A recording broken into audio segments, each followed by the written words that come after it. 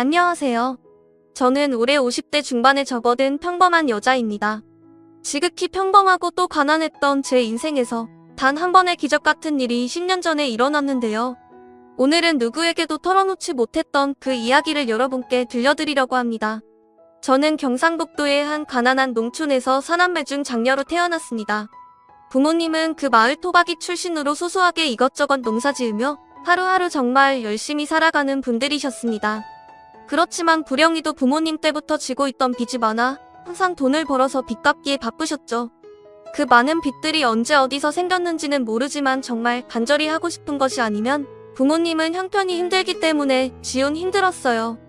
그렇게 저는 자라면서 가난이 무엇인지 처절하게 몸으로 느꼈습니다. 그렇게 누구보다 돈을 더 잘 벌고 잘 살고 싶다는 생각을 어린 마음에도 항상 했습니다.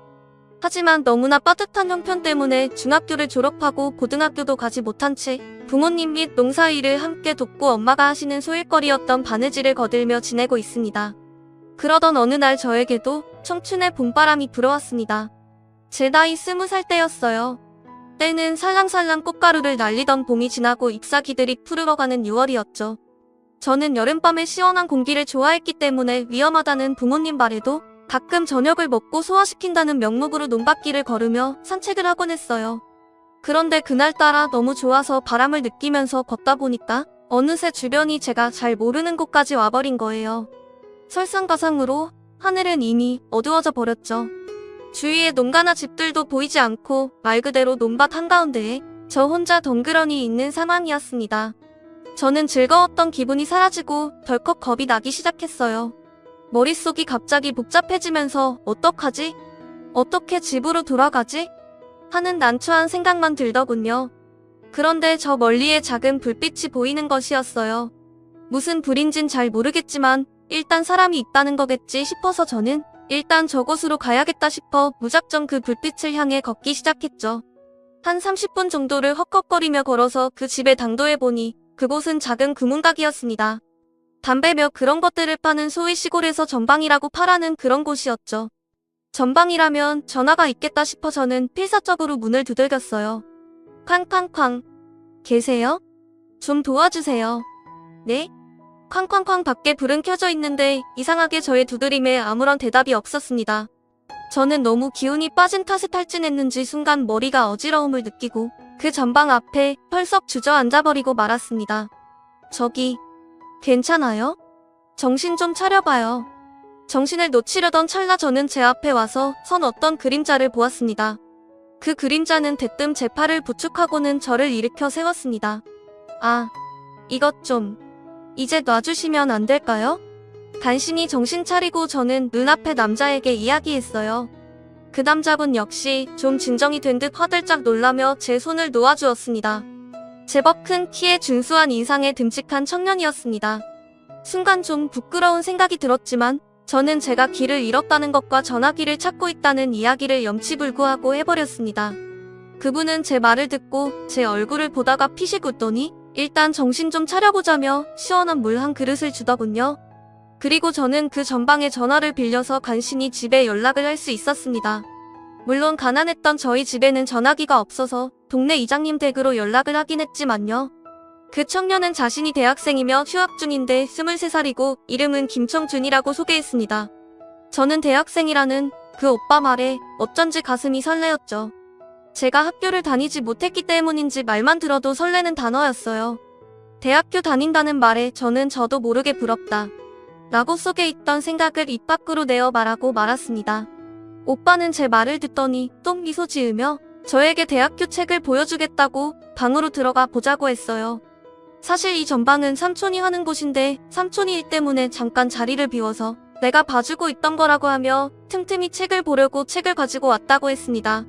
저는 오빠가 보여주는 여러 책들을 보며 비록 학교를 계속 다니진 못했지만 내가 돈 벌어서 나중이라도 꼭 고등학교 졸업장을 딸 생각이라고 처음 보는 오빠에게 그런 포부까지 이야기를 했습니다.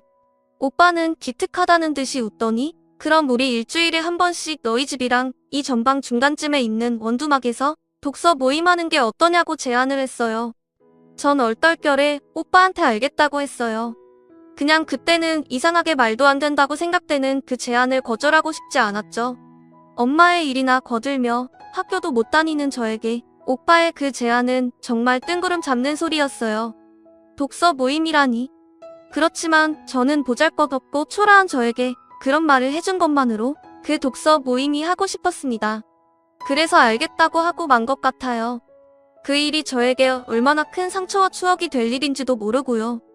그 후 저는 일주일에 한 번씩 오빠를 원두막에서 만나 더운 날에는 시원한 물 한 잔을 마시며 때로는 같이 강냉이도 먹으며 잘 알지도 못하는 책 이야기를 신나게 나누며 오빠와 정을 쌓아갔습니다. 집에서는 야학에 다니는 정도로 생각하더군요. 그 야학의 정체가 남녀가 단둘이 하는 독서 모임이었다는 걸 알았다면 아마 보내주지 않았겠죠. 모임을 가지고 난 후 저는 눈에 띄게 밝아졌습니다. 언제나 매일 똑같은 농사일과 바느질에 아무런 삶의 의욕이 없었는데 동네 언니들하고 도시에 나가 미싱일을 하면 구경할 것이 많다더라. 꼭 미싱일을 하러 도시로 나가자고 약속하기도 하고 오빠가 읽어준 책 속의 유명한 사람들의 삶이 내 삶이 될 수도 있다는 바보 같은 생각도 하면서 그렇게 꿈을 꾸며 보내던 것 같아요. 그러다는 어느 가을 날이었습니다. 저는 가을이 생일이라 쌀쌀하다고 말한 적 있었는데 그날 오두막에 갔더니 오빠가 글쎄 꽃을 사서 저에게 주는 것이 아니겠어요? 아니, 오빠 이게 웬 장미꽃이에요? 미자야, 네가 생일이 가을이라서 쓸쓸하다고 했잖아. 그게 생각나서 생일이 다 되어가는 것 같아 내가 용돈을 모아서 한 송이 샀어. 생일 축하해. 저는 난생 처음 남자한테 꽃을 받아봐선지 꽃을 준 사람이 오빠여선지 눈물이 핑 돌았습니다. 그리고 그만 눈물을 흘려버렸죠. 오빠 너무 고마워요. 아니 미자야, 너 왜 그래 울어? 꽃이 별로 안 예뻐서 그래? 저는 그저 오빠의 품에 안겨서 펑펑 눈물을 흘리며 울어버렸죠. 오빠는 잠시 망설이더니 손을 들어 제 눈물을 닦아주었어요.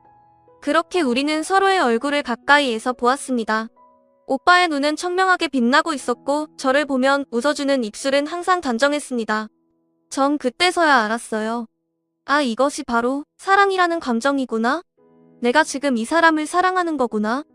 그 후로 저는 독서 모임도 모임이지만 오빠에게 뭐라도 하나 챙겨주고 싶어서 열심히 도시락도 싸가고 오빠가 좋아하던 커피도 타가 함께 커피도 마시고 간식도 만들어서 주머니에 찔러 넣어주는 등 오빠의 곁에서 항상 함께하고 싶단 마음으로 그의 곁에 있기 위해 노력했어요. 여름날 오빠와 함께 얼음을 넣은 달달한 커피를 마실 때면 세상을 다 얻은 것 마냥 행복했었죠. 오빠 역시 미자, 네가 타준 커피가 제일 맛있다며 항상 제 커피를 기다렸어요.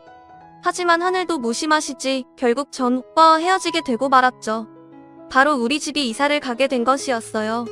아빠는 농사일로 힘들게 생계를 꾸리시다가 도저히 빚이 늘어만 가자 감당이 안 되셨는지 어렵게 결단 내려 도시로 이주를 결정하셨습니다. 근처 큰 도시의 시장에서 반찬 가게를 하시던 고문에서 아빠에게 시장으로 와서 시장 일을 배워 가게를 해보면 어떻겠냐고 제안하신 거죠. 저는 도시로 이사가게 되었다는 소식을 들은 그날 이젠 오빠를 다시 만나기 힘들겠구나 하는 예감에 가슴이 너무도 아프고 눈물이 솟았습니다. 그래도 다행히 이사가기로 한 날 바로 전날이 우리가 독서 모임을 하기로 한 날이었기 때문에 저는 오빠에게 주려고 쓴 이별 편지를 품에 안고 어둠하고 나갔습니다. 편지에는 오빠에 대한 제 고백과 이사가게 된 집 주소를 썼고 꼭 한번 편지 달라는 애타는 부탁 역시 눈물을 흘리며 못 쓰는 글씨로 삐뚤빼뚤 새겨 넣었죠. 그런데 한 번도 말없이 약속에 늦은 적이 없는 오빠가 그날따라 약속 장소에 나타나지 않는 것이었어요. 저는 애타게듯 오빠를 기다렸지만 아무리 기다려도 오빠는 오지 않았습니다. 저는 정말 날이 새까매질 때까지 무서움을 참고 기다렸는데 결국은 한밤중에 발길을 돌릴 수밖에 없었죠. 혹시 나중이라도 오빠가 올까봐 큰 돌을 구해서 그 돌 밑에 편지를 괴어놓고 내키지 않은 발걸음으로 집으로 돌아왔습니다. 그렇게 제 나이 20살에 시작된 도시 생활은 농촌의 생활과는 또 다른 고달픈 것이었습니다. 저는 옷을 만드는 공장에 취직을 해 하루 종일 미싱기를 돌리며 허리 한번 편하게 펴지 못하고 일을 했어요. 좁고 좁은 그 공장에는 제 또래 여자애들이 가득가득 들어차 있었죠. 제대로 대우받지 못한 채상값에 하루 종일 미싱기 돌리며 손가락을 숱하게 다치고 제대로 약도 바르지 못하고 화장실에 쭈그리고 앉아 울던 날들이었습니다. 아버지는 도시에 온 뒤로 고문의 가게 일을 도우며 지내다가 그만한 겨울에 잘못 미끄러져 엉치뼈를 다치는 바람에 일을 하실 수 없게 되었고 엄마는 식당 일을 나가서 하루 종일 설거지며 양파 가기 등을 하셨어요. 다른 형제들도 각자 여기저기 취직해서 먹고 살기 바쁘게 지내느라 가족끼리 살가운 말 한마디 할 겨를이 없었죠. 아버지는 엄치뼈가 아물 때까지 집에서 혼자 계셨던 게 힘들었는지 나날이 말수가 적어지시더니 술을 가까이 하기 시작했습니다. 평소에는 쥐죽은 듯 가만히 계시다가도 술만 드시면 눈에 보이는 사람에게 시비를 걸고 소리 지르기 유수였습니다. 그렇게 거나하게 술에 취하셨을 때의 아버지는 자신이 마치 슈퍼맨이라도 된 양 세상 무서울 것 없이 당당하고 거칠었어요. 내가 이렇게 가난하게 살게 된 것은 단 2년 탓이라며 엄마에게 욕을 퍼붓기도 하고 자식인 저희에게 삿대질을 하기도 하셨죠. 그래서 우리 집 살림을 부수기도 하고 행인과 시비가 붙어 경찰서로 가기도 하셨어요. 저는 그런 아버지가 정말 싫었지만 한편으로는 술에 힘을 빌려 울분을 토하는 그 모습이 안타깝고 불쌍하기도 했습니다. 그러던 어느 날 황망하게도 아버지는 도시로 이주하신 지 5년이 채 되지 않아 술을 드시고 무단 횡단하시다가 그만 너무 이른 50의 나이에 세상을 떠나고 말았습니다. 그 후 저는 엄마와 함께 본격적으로 집의 가장이 되어 돈을 벌어야 했습니다. 미신 공장을 나가 더 오래 일하고 동생들을 챙기고 그래도 아들들이라도 대학을 보내고 싶다는 엄마 말씀이 남동생들 뒷바라지를 했어요. 제 바로 밑에 둘째는 나름 고등학교 성적도 좋아서 우리는 둘째가 곧 사회 나가 돈 벌게 되면 이 고생도 끝이라는 생각으로 둘째의 학비를 벌었습니다. 그럭저럭 괜찮은 대학 경영학과를 간 둘째는 중견기업에 취직했죠. 그때가 제 나이 29살 때였습니다. 저는 이제 공장 생활을 그만해도 되겠구나 생각하며 일을 그만둘 생각을 했습니다. 둘째와 셋째 등록금도 마련해뒀고 넷째 여동생 역시 취업 준비를 하고 있었기 때문에 이제는 이 집에서 내가 할 일을 다 했다는 생각이었어요. 하루 종일 일하고 지쳐 쓰러져서 자고 일어나면 손마디마니가 퉁퉁 붓고 손가락을 구부릴 수 없을 정도로 손이 아팠습니다. 둘째가 첫 월급 타오면 멋지게 공장 사표를 던질 결심을 하고 남은 며칠만 버티자고 혼자 화장실에서 울면서 얼마나 제 자신을 쓰다듬고 또 결심을 하고 그렇게 하루하루를 보냈는지 모릅니다. 드디어 둘째가 월급 받아올 때쯤 저는 설레는 마음으로 돼지고기 한 건 사들고 집으로 갔습니다. 둘째가 월급 타오는 날인 만큼 다 같이 저녁 먹기로 했거든요. 그런데 즐겁게 들어선 집안의 분위기는 무거웠습니다. 마치 누군가 바위덩이로 식구들을 누르고 있는 것 같았죠. 그리고 그 무거움의 중심에 무릎을 꿇고 있는 둘째가 있었습니다. 무슨 일이야? 아이고, 이자야. 둘째가 회사를 그만뒀단다. 네? 그게 무슨 말이에요? 누나, 미안해. 내가 공부를 좀 더 해보고 싶어. 저는 회사가 생각보다 힘들었다는 동생 말고 자신은 더 멋진 일을 하고 싶고 그래서 공부를 좀 더 해보고 싶다며 몇 년만 더 뒷바라지 해달라고 부탁하는 동생에게 차마 아무 말도 할 수가 없었습니다. 다음날 엄마가 절 조용히 부르시더군요. 엄마는 저에게 통장 하나를 꺼내어 보여주시면서 말씀하셨습니다. 이자야, 이건 내 돈이다. 내가 없는 형편이지만 맏딸이 내가 고생하는 것 정도는 다 알고 있어. 우리 딸이 장녀로 태어나 가장 노릇하느라 많이 힘들지? 에휴, 이 돈으로 너 하고 싶은 공부 이제 해. 저놈의 공장 그만 다니고 둘째 이야기 신경 쓰지 말고 너는 이제 너 하고 싶은 공부하렴. 엄마는 아들만 중요한 사람 아니다. 나한테는 다 소중한 자식이야. 엄마가 주신 꾸깃꾸깃한 통장에는 저의 4년치 대학 등록금이 될 수 있을 만한 돈이 들어있었습니다. 엄마, 제 생각만 해서 죄송해요. 엄마. 저는 그날 어른 시절로 돌아간 것처럼 엄마 무릎 베개를 하고 울다가 잠들었습니다. 이렇게 저는 어렵게 검정고시 준비를 시작했죠. 둘째는 무슨 이야기를 들었는지 자기 혼자 학비 벌면서 다시 공부해보겠다고 했고 그동안 누나가 고생이 많았다고 제가 너무 무심했다면서 사과하더군요. 그렇게 저는 그 지옥 같던 공장에서 벗어나 겨우 제 공부를 시작할 수 있었습니다. 검정고시 공부하려고 책을 펴자 예전에 원두막에서 오빠와 함께 독서 모임하던 시절이 떠오르고 오빠가 너무 그립더군요. 그토록 기다렸건만 오빠는 제 편지를 보지 못한 것인지 편지 한 통이 없었습니다. 저 역시 빚쟁이 때문에 고향 마을로 갈 수 없었던 상황인지라 그렇게 시간은 흐르고 어느새 10년이 훌쩍 넘어버렸죠. 그래도 오빠를 생각하면 언젠가는 우리가 만날 수 있겠지. 저는 알 수 없는 예감으로 그렇게 믿고 또 믿었습니다. 사람에게는 직감이라는 게 있다고 하잖아요. 왠지 그런 기분 같은 거 말이에요. 그렇게 3개월을 저는 꿈같은 시간을 보냈습니다. 원하는 공부를 하고 더 이상 공장에서 온몸을 망치로 두들겨 맞는 것 같은 고통을 견디며 일하지 않고 그런데 저는 일할 팔자를 타고났는지 제 인생에 또 한 번 시련이 닥치더군요. 바로 어머니가 쓰러지신 것이었습니다. 엄마는 식당에서 일을 하시다가 갑자기 쓰러지셔서 뇌경색 판정을 받으셨어요. 공부하다가 연락받은 저는 응급실로 짝짝이 슬리퍼를 신고 달려갔습니다. 엄마는 창백한 얼굴로 침대에 누워 계셨어요. 저는 엄마의 손을 잡고 흐느꼈습니다. 엄마, 이게 무슨 일이에요? 엄마는 말하지 못해 제 손을 꼭 잡으며 눈물만 흘리셨습니다. 평소와 다름없던 어느 날 식당에 출근해서 양파 더미를 가다가 엄마는 그렇게 멀쩡하던 팔다리가 반신불수가 되어 장애인이 되셨습니다. 다행인지 불행인지 지능까지 낮아지진 않아서 왼쪽 팔다리를 잘 못 움직이시고 집에서 하루 종일 쉬셔야 하는 신세가 되셨어요. 이렇게 되자 역시 어머니 병원비까지 들게 되었고 우리 사남매는 다 같이 모여 그냥 아무도 공부하지 말고 이제는 다 나가서 돈을 버는 쪽으로 결론을 냈죠. 계속해서 어머니 병원비가 들어가야 하고 남은 빚도 있기에 더 이상 하고 싶은 걸 할 수 없었습니다. 저는 하던 것이 도둑질이라고 어쩔 수 없이 3개월의 행복했던 공부 시간을 마치고 다시 미신공장으로 일을 나갔습니다. 아픈 엄마를 생각하고 또 저에게 공부하라고 돈을 주시던 그때의 엄마를 생각하니 열심히 다시 일할 마음이 들었습니다. 장애인 등급을 받고 정보 보조를 받으면서 엄마를 모시고 저는 계속 일을 나갔습니다. 돈에 치여 사는 인생, 이러다 언젠가 나도 내 차례가 오면 쓰러지거나 죽겠지 하는 마음으로 몇 년 동안은 정말 아무 생각 없이 돈만 벌었습니다. 그리고 5년 후 한 차례에 더 뇌경색이 오는 바람에 엄마는 미처 손을 쓰지 못하고 돌아갔습니다. 엄마가 돌아가신 날 저는 엄마의 차디찬 손을 붙잡고 하염없이 울었습니다. 엄마, 난 어떡하라고. 엄마 이렇게 가면 나는, 동생들은 다 어떡하라고. 그렇게 길고 긴 울음을 참고 있었습니다. 그렇게 길고 긴 울음을 울고 나서 저는 엄마의 유언대로 화장을 치르고 엄마를 모신 다음 집으로 돌아와 쇠꼬챙이처럼 볼품없이 마르고 악만 남은 제 얼굴을 보았습니다.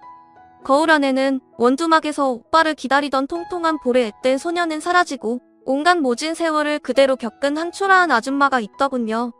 그 사이 동생들은 하나둘 가정을 꾸렸고 저는 얼마씩이라도 동생들이 가정을 꾸릴 때 보탬이 될 수 있게 도움을 보태주었어요. 저는 이미 나이도 들고 일 때문에 너무 지쳐서 가정을 꾸리거나 결혼할 마음도 들지 않았죠. 그냥 원두막에 그 오빠를 만나지 못한다면 저는 혼자 사는 것도 괜찮을 것 같다고 생각했어요. 바보같이 저는 첫사랑이 끝사랑이라고 오빠만을 생각하며 그저 시간을 보냈죠. 둘째 동생은 회사에 격리를 하던 아가씨와 좋아 지내다가 결혼을 했는데 올케는 싹싹한 사람이었습니다.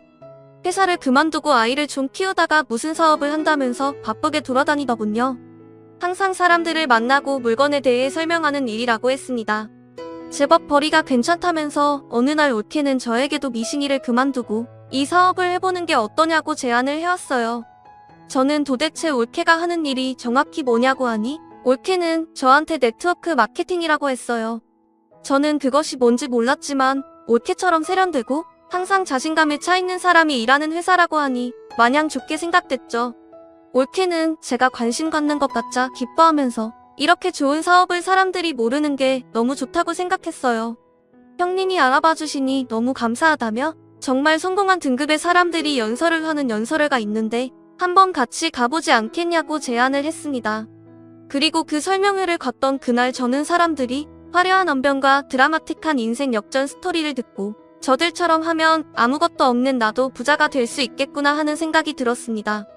그래서 그 후로 올케는 저에게도 미싱이를 그만두고 그 사업을 해보고 싶었죠. 그래서 그 후로 올케의 관리를 받으며 열심히 여러 활동에 참여하고 제가 필요한 제품을 구매하는 것은 물론 제품에 대해서 공부하고 모임을 나갔으며 주변에도 제품을 홍보하고 또 제 밑으로 사업을 함께 해나갈 사람을 찾는 등 활발하게 그 회사에 일을 했습니다. 몇몇 사람들은 저에게 다단계 아니냐고 했지만 저는 회사에서 한 말만을 순진하게 믿고 있었기 때문에 화를 내면서 다단계가 아니라 네트워크 마케팅이라고 말해주었습니다. 흔히들 말하는 피라미드 구조로 이루어진 회사는 제 밑으로 사업을 시작하는 사람이 많을수록 유리했습니다.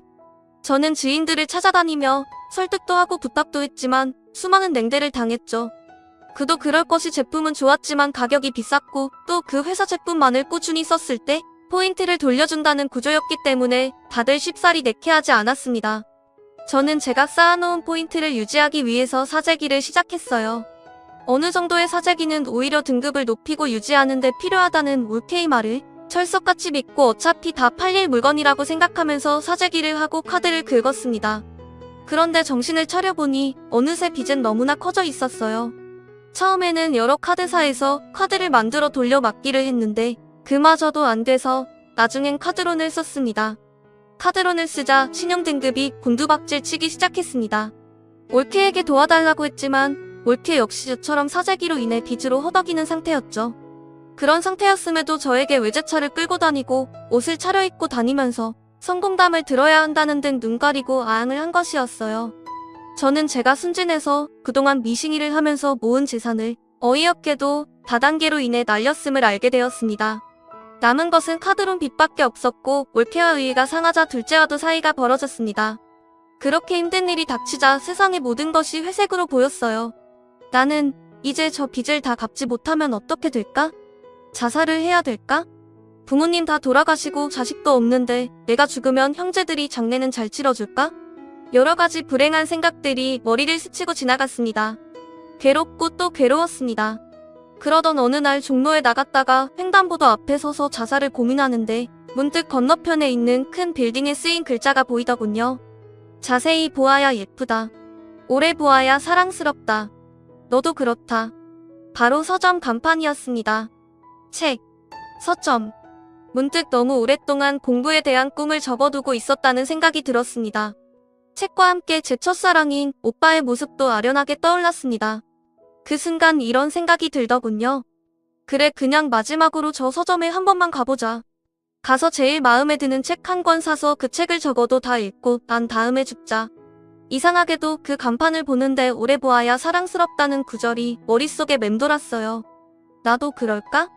이렇게 보잘것없이 초라해져버린 모든 영양분을 다 빨리고 빈 껍데기만 남은 나 같은 사람도 오래 보면 사랑스러운 구석이 남아있을까? 어쩐지 책 안에 그 답이 있을 것 같았어요. 그래서 저는 뭔가에 홀린 듯한 걸음걸이로 한 번도 들어가 본 적 없는 대형 서점 안으로 들어섰습니다. 서점에는 사람이 많았습니다. 저는 직원에게 다가가 간판에 써있는 글귀는 어떤 책에 있느냐고 물었습니다. 직원은 젊은 아가씨였는데 친절하게 나태주 시인의 시집에 있는 글귀라고 답해 주었습니다. 그리고 서가 번호를 알려주기에 저는 이 시집이 내 인생의 마지막 책이구나 생각하면서 묘한 기분으로 시집이 꽂혀있는 책장으로 다가갔습니다. 한 남자분이 서서 시집을 한 권 읽고 있더군요. 저는 나태주 시인의 시집을 찾기 위해 몸을 기울이다가 살짝 그 남자분의 팔꿈치를 치고 말았습니다. 실례합니다. 찾는 시집이 있어서 그만. 대면적은 기분에 하지 않아도 될 말까지 주저리 늘어났는데 어딘가 낯익은 목소리가 들리더군요. 아, 괜찮습니다. 시집은 찾으셨어요? 순간 어디선가 들어본 목소리라는 생각이 강하게 들었습니다. 이 목소리는 그의 시집을 찾고 있는 것 같다고 생각했습니다. 이 목소리는 꿈속에서도 항상 그리워하던 첫사랑 정준 오빠의 목소리였습니다. 저는 순간 너무 놀라서 덥석 그 남자의 팔을 붙잡고 물었죠. 혹시 김정준 오빠 아니에요? 너 혹시 미자니? 저는 이 순간 신의 존재를 직감했습니다. 신이라는 절대자가 있어서 제 삶을 지켜본 게 틀림없었어요. 제가 죽으려는 순간 마지막으로 들른 이 서점에서 제가 평생을 그리워하던 저의 첫사랑 오빠를 만나게 해주시다니. 말도 안 되는 우연에 전 소름이 돋고 정신이 혼미할 지경이었습니다. 오랜 세월이 흘러 만났음에도 오빠는 절 정확히 기억하고 있더군요. 우린 너무 반가워 악수하고 얼떨떨한 기분으로 근처 카페로 향했습니다. 잘 아는 카페가 있다고 해서 조금 걸어서 당도한 그곳은 고풍스러운 카페였어요. 사업차 손님들을 만날 일이 있을 때마다 가끔 들른다며 오빠는 차 마시고 오랜만에 봤는데 같이 맛있는 점심도 먹자고 맛있는 거 사주고 싶다고 했어요. 저는 신이 내 삶의 마지막에 이런 선물을 주시는구나 감사하면서 오빠를 보고 죽을 수 있게 되어 감사하다고 끝없이 속으로 되뇌었죠. 그렇게 20살에 만났던 오빠를 40대 중반이 되어서야 다시 만나 카페 맞은편에 앉은 오빠의 모습을 제대로 바라보니 그에게도 세월의 흔적은 보였지만 여전히 오빠는 멋졌습니다. 멋들어진 세미정장에 가죽결이 고운 서류 가방을 들고 신사의 모습으로 제 앞에서 미소를 짓고 있었죠. 저는 오빠에게 그간 살아온 이야기들을 했습니다. 처음에는 순간적으로 결혼해서 잘 살고 있다고 할까 하는 갈등이 들었지만 오빠에게까지 거짓말로 제 자신을 포장하고 싶지 않았어요. 그래서 저는 갑자기 부모님의 결정으로 서울로 이주하게 된 이야기부터 아버지 어머니가 돌아가시게 된 일, 이싱이를 하며 몸이 상했다는 것, 그리고 동생들을 건사하다 보니 결국 난 고등학교 검정고시도 보지 못한 채로 40대가 되어버리고 결혼도 하지 못했다는 것을 말했습니다. 그리고 최근에는 다단계에 잘못 빠져서 형제간의 의의가 상하게 되면서 그동안 모아놨던 얼마 되지 않는 돈까지 날리고 빚에 시달리고 있다는 것도 그냥 다 말해버렸습니다. 그래도 형제들이 좀 도와줘 어떻게 될 것이라고 마지막엔 실제와는 다른 희망적인 말도 했습니다. 혹시 오빠가 제가 돈 때문에 부탁할까 저를 피하는 것은 원치 않았기 때문이죠. 오빠는 제 이야기를 들으며 가끔 제가 눈물을 흘릴 때 휴지를 건네주기도 하고 고개를 끄덕이기도 하더니 다단계 이야기에 이르러서는 크게 한숨을 쉬더군요. 그리고는 자신이 살아온 이야기도 해주었습니다. 오빠는 그날 갑자기 엄마가 아프다는 소식을 듣고 본가로 가느라 원두막을 들러지 못했다고 해요. 그래서 제 편지를 보지 못하고 그 길로 그대로 본가에 머무르게 되었고 대학을 졸업했다고 합니다. 제 소식이 궁금해 다음에 시골에 내려갔을 때는 이미 제 소식은 들을 수가 없었대요. 그래서 오빠는 저와 공부하던 그 추억을 가슴에 품고 대학에 복학해서 공부를 이어가다가 무사히 졸업을 했다고 했어요. 무역을 전공했던 오빠는 중국 청도를 오가면서 사업을 하고 있었는데 같이 무역회사에서 일했던 회사 동료와 결혼도 하고 가정을 꾸려 자식도 둘이나 있다고 했습니다. 그런데 결혼 10년차가 되었을 때 아내가 갑자기 당신같이 밖으로만 도는 사람과는 못 살겠다며 이혼을 요구했대요. 아무리 빌고 빌어도 아내는 이혼을 주장했고 알고 보니 바람이 나서 다른 남자가 있었답니다. 오빠는 기가 막혔지만 아이들에게는 좋은 엄마였기 때문에 재산을 분할해주고 이혼을 해줬대요. 그리고 아이들은 유학을 보내 지금 미국에 있다고 해요. 사업은 크게 힘든 것 없이 잘 되었지만 자식들도 없고 아내 역시 없어서 마음이 헛헛해 요즘은 낮에 짬날 때 서점에 와서 시집을 읽거나 주말에는 봉사활동을 나간다고 했습니다. 그리고 이야기 말미에 오빠는 저의 손호를 꼭 잡으면서 말했습니다. 미자야, 내가 너한테 꼭 부탁하고 싶은 것이 하나 있어. 꼭 들어주겠니? 네? 무슨 부탁인데요, 오빠? 내가 강남에 차린 카페가 하나 있는데 거기가 믿고 맡길 책임자가 없어서 사람을 급하게 찾고 있어. 그런데 지금 듣자 하니 이 사람은 너의 친구인 것 같아. 혹시 한 달만 좀 봐줄 수 있겠니? 네? 아, 오빠, 제가 카페 일을 해본 적도 없는데 어떻게 해요, 그 일을? 아니, 그러지 말고 이렇게 만난 것도 인연인데 가서 매니저한테 일이야 배우면 되지. 그 친구가 곧 그만둔다고 말했지. 이렇게 만난 것도 인연인데 가서 매니저한테 일이야 배우면 되지. 그 친구가 곧 그만둔다고 해서 내가 믿을 만한 사람이 없어서 그래. 오빠 부탁인데 안 들어줄 거니? 그치만 오빠, 저는 오빠는 저를 정신없게 만들더니 난데없이 제 손을 끌고 백화점으로 가더니 이것저것 일하는데 필요할 것 같다며 원피스며 정장이며 옷을 잔뜩 사주었습니다. 그리고 머리도 하고 카페 일 하려면 좀 번뜩해 하니까 피부 마사지도 받고 오라고 했어요. 그렇게 한나절 미용실 갔다가 피부 마사지를 받고 새 옷을 입고 나서니 제가 봐도 제 모습이 완전 다른 사람 같았죠. 오빠가 자꾸 닥달하는 바람에 정신없이 출근을 얼결에 하긴 했지만 여전히 제 인생이 된 걱정과 죽어야겠다는 결심은 바뀌지 않았습니다. 막상 출근을 해보니 카페 자체는 어렵지 않았어요. 그냥 음료 간단한 건 만들고 직원들이 일 잘하고 있나 오빠에게 보고를 하고 저는 앉아서 쉬고 돈 관리나 좀 해주라고 해서 금방 익숙해졌습니다. 직원들은 오빠에게 무슨 이야기를 들었는지 저에게 깍듯하게 대하고 또 사장님하고 불러주었어요. 강남에서 카페 사장님 소리 들으며 매일 근사한 옷을 차려입고 가게를 출근하다 보니 저는 이게 죽기 전 신이 내게 주신 선물이구나? 저 근사한 사람들은 다 집이 어딜까? 나처럼 이렇게 배우지도 못하고 고생만 해도 가난한 인생들은 이런 카페도 와보지도 않겠지. 이런 생각들로 한숨을 쉬다가도 그냥 시간을 즐기자고 마음먹었습니다. 또 언제 저 같은 주제가 이런 근사한 곳에서 사장님 소리 들으며 공주 노릇을 해보겠어요. 그때는 진짜로 잠깐 신데렐라가 된 것 같은 기분이었습니다. 제 요술 할머니는 바로 첫사랑 오빠였죠. 그렇게 3개월을 카페 사장 노릇을 하고 있을 때였습니다. 오빠가 저에게 할 말이 있으니 저녁에 일식집에서 보자고 해서 저는 이제 시간이 다 됐구나, 초라한 아줌마로 돌아갈 시간이구나 생각하면서 식당으로 갔습니다. 오빠, 그동안 저에게 일을 맡겨주셔서 정말 감사했어요. 그런 좋은 가게에서 사장님 소리를 3개월이나 듣고 죽기 전에 진짜 마지막 호강을 한 것 같았어요. 미자야, 네 나이가 몇인데 그런 소리를 해. 어디 아프니? 오빠, 그게 아니라 아무튼 감사했어요. 제가 이 은혜는 진짜 잊지 않을게요, 오빠. 미자야, 너 오후 상사라고 들어봤어? 네? 아, 그 유명한 무역회사 아니에요? 아, 오빠, 내 카페 근처에 그 회사가 있는 것 같은데. 그래, 미자야, 내 말 잘 들어. 내가 바로 그 회사 대표야. 쨍그랑 저는 그만 들고 있던 유리잔을 놓쳐 물을 쏟아버리고 말았어요. 미자야, 내가 너에게 보답을 하고 싶다.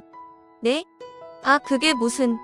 네가 어릴 때 나한테 타주었던 그 커피 기억나니? 얼음이 동동 떠있던 그 달달한 커피 말이야.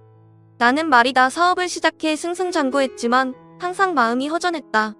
그럴 때마다 인스턴트 커피에 설탕을 듬뿍 넣어서 네가 만들어줬던 그 커피 맛을 그리워하면서 항상 마음을 달랬어. 결혼해서 아내가 생겨도 늘 마음이 허전하고 한 구석이 텅 빈 것 같았단다. 내가 생각하는 사랑이라는 건 바로 항상 웃으며 커피를 들고 나를 보며 뛰어오던 너. 바로 너의 그 환한 웃음이었어. 오빠의 말을 듣는데 전 그깟 커피가 뭐라고 이렇게까지 오래 기억해주는 그의 마음이 고마워 눈물이 났어요. 작고 사소한 것이었는데 그것이 오빠의 삶에 큰 힘이 되었다는 그 말에 저는 갑자기 살아갈 힘이 솟는 것 같았습니다. 저는 지금껏 살아온 제 인생에서 아무도 날 알아주지 않고 아무도 이런 것이 없는 줄 알았는데 그래도 뭔가 쓸모있는 일을 한 것 하나는 있었어요. 그래서 내가 남들이 말하는 큰 부자가 됐을 때 난 카페를 차려야겠다고 생각했다. 그리고 언젠가 너를 찾는다면 그 카페를 너에게 줘야지 하고 생각했단다. 저는 순간 오빠의 말을 듣는데 오마오마 소름이 돋는 것 같았습니다. 말도 안 되는 소리를 들은 것 같았어요. 오빠, 그게 무슨 말이에요? 강남에 있는 그런 좋은 카페를 그냥 저한테 준다뇨? 오빠, 제가 그런 걸 어떻게 받아요?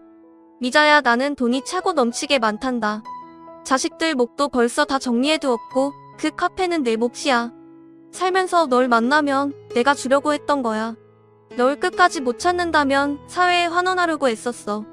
제발 내 마음을 받아주지 않겠니? 저는 그렇게 오빠에게 카페의 모든 권리를 받았습니다. 그 재산이 무려 3억이 훌쩍 넘는 돈이었어요. 그 당시엔 오빠의 호의가 부담스럽고 또 뭔가 나에게 바라는 건 없을까 싶었지만 알고 보니 오빠는 그때 회사를 정리해 나가고 있었습니다. 자식들이 있는 미국에 집을 사고 한국과 미국의 회사 일을 보며 왔다 갔다 하는 것이 벅차서 회사 일도 전문 경영인에게 넘기는 작업을 하던 차였죠. 사실은 그때 흥신소를 통해 저를 찾고 있던 중이라고 해요. 제가 우연히 흥신소보다 빨리 서점에서 저를 만난 것은 정말 신기한 일이라며 오빠는 그런데 그때 만나지 않았어도 올해는 만나게 되었을 거라며 웃더군요. 저는 오빠와 그 어떤 미래를 계약하지도 않았지만 지금까지 오빠가 한국에 오면 친한 오빠 동생으로 지내며 오빠의 생활도 살펴주고 또 제 생활도 하면서 지내고 있습니다. 혼인신고는 하지 않았지만 오빠는 여전히 저의 첫사랑이니까요. 카페는 3-4시간 정도 나가서 이것저것 관리하면서 한가롭게 지내고 있습니다. 이제는 더 이상 손을 잡고 일을 하지 않아도 되고 더 이상 돈 때문에 힘들어하지 않아도 되는 꿈같은 인생을 살고 있어요. 가끔은 지금이 현실이 꿈은 아닐까 생각이 듭니다. 지금 힘든 시간을 보내고 계신 분들 많이 계시죠? 현실의 삶이 너무 팍팍해서 다른 사람들은 어떻게 사나 하고 채널을 구독하고 사연을 들으시리라 짐작됩니다. 그런 분들께 제가 드리고 싶은 말씀은 누구나 힘들게 살아간다는 것과 누구나 그 고난을 이겨낼 힘을 가지고 있다는 거예요. 그리고 노력하는 사람에게 반드시 한 번은 신이 준비한 기막힌 선물이 배달된다는 것입니다. 그럼 오늘 하루도 좋은 생각하시고 행복하게 보내시길 바랍니다.